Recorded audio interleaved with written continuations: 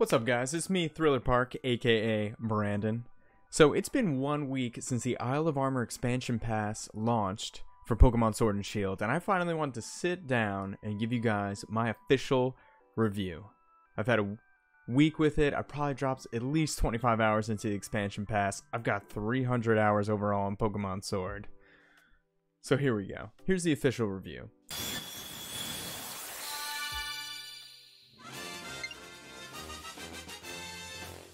You start off, you fly over to the Isle of Armor off the east coast of Galar.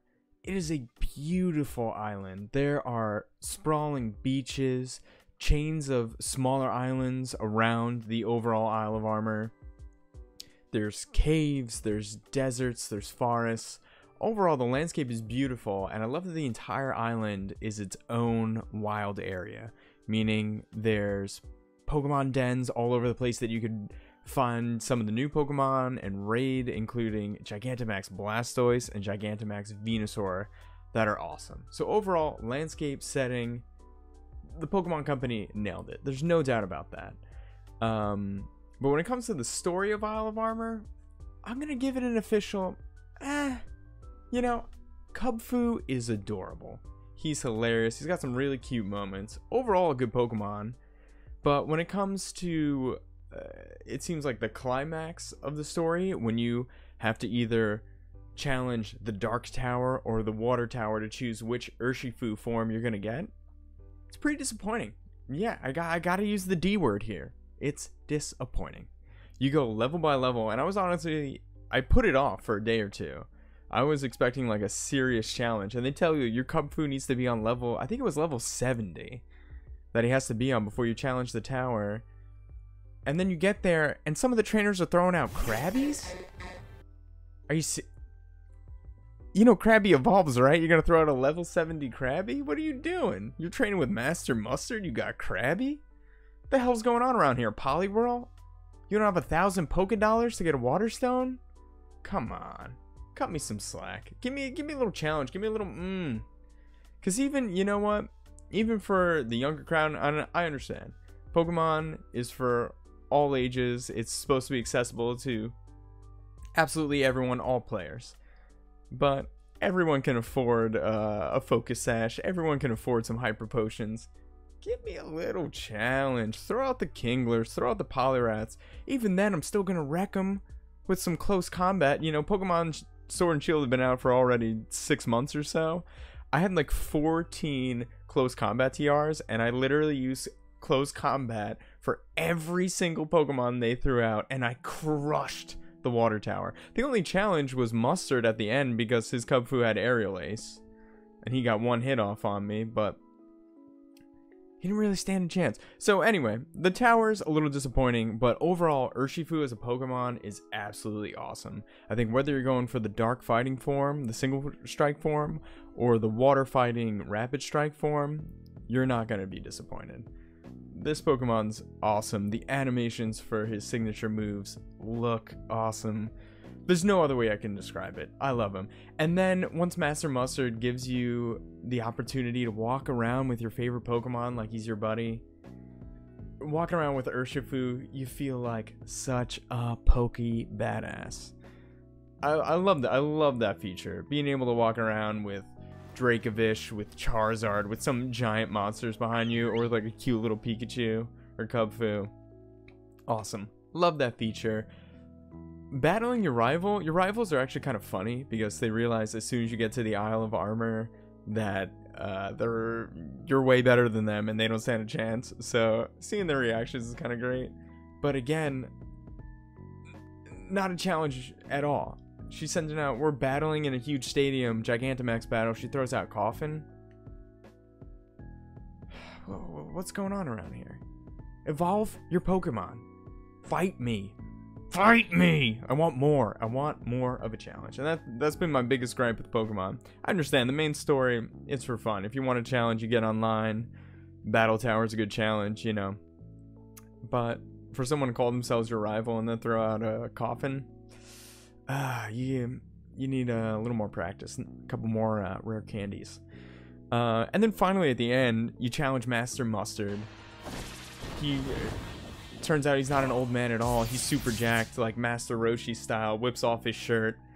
And that was like a fun Gigantamax battle. Overall, a good time. As far as like story elements go, like searching for Lilligant and the other cute little flower Pokemon, and some of the stuff you have to do is pretty basic.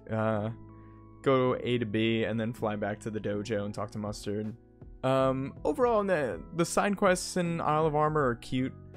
You know, find the 151 Digletts for the Diglett trainer. Now, spoiler alert here. I haven't gotten all the Digletts yet, but as I learned, you only get a Diglett with a hidden ability at the end of it. So, not really a great reward. Finding all 151 Digletts is going to be pretty time consuming. There's some areas like just outside the island where I'm missing like one Diglett, and it's raining outside and I can't see Jack Shuckle, and yeah, so kind of tough there. So guys, spoiler alert, don't be disappointed with the reward for finding all the Digletts. I was honestly hoping we were gonna get a shiny Diglett with a little blue nose, but that's asking a little much. Overall, again, love the setting, love the new Pokemon, great addition to the Pokedex. I think they added 104 Pokemon, give or take, including Zarude, the new legendary that has not yet been released, but if you get on some Pokemon Discords, if you follow some Twitch streamers who are hosting raids, you could definitely get access to Zarude if you want to.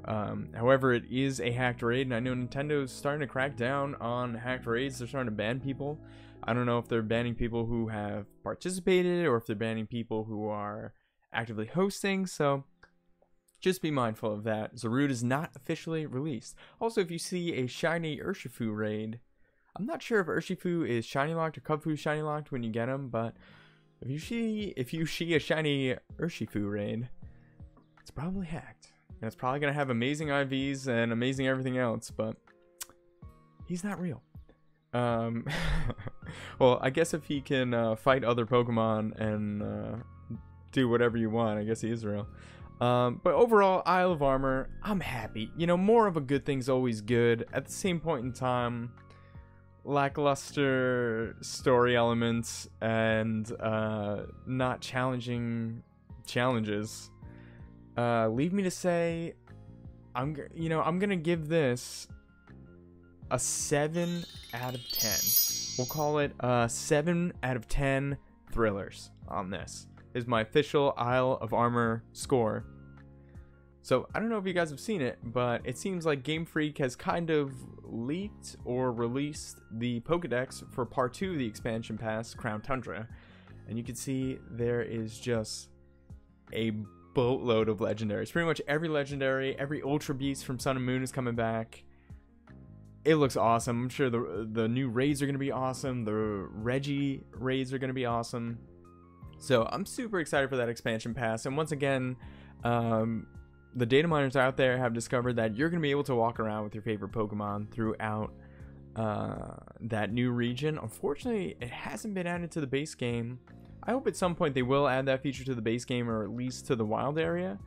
Because it's honestly, it might be my favorite part of the Isle of Armor, aside from Urshifu, because he is badass. I neglected to mention, Galarian Slowbro is awesome. I love the design.